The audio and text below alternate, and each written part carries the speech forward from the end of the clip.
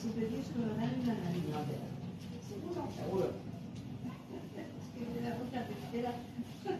Ve cómo va. Ay, ay, ay, ay, ay.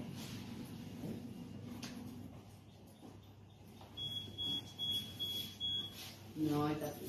¿Ya está? Sí, ya está. Dito guys, ang daming mga matatanda na pumupunta tapos nagpapa-therapy din. Pero ngayon, konti pa lang sila kasi anong oras pa lang. Kaya kami lang yung mga andito pa. Tapos yan, yung nasa harap ng ate ko, dalaginding rin yan. May problema sa paa niya. Tapos yung ate ko mamaya pa siya maisasalang. Kaya yan siya, say, pa-beauty pang lola. Say, yan.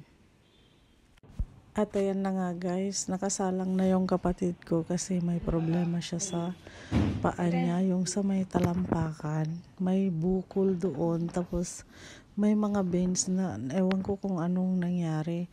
Kaya kailangan siyang ma-therapy tapos ma-laser din. Ayan, nakatotok yung ewan ko kung ano yan. Malamig daw ang buga ata or mainit. Parang ganun ang sabi niya sa akin. Mga 30 minutes din siya dyan, nakaupo. Tapos after nyan, doon naman sa ibang room, imamassage naman yung paa niya. At saka ile-laser din. Ganyan lang guys.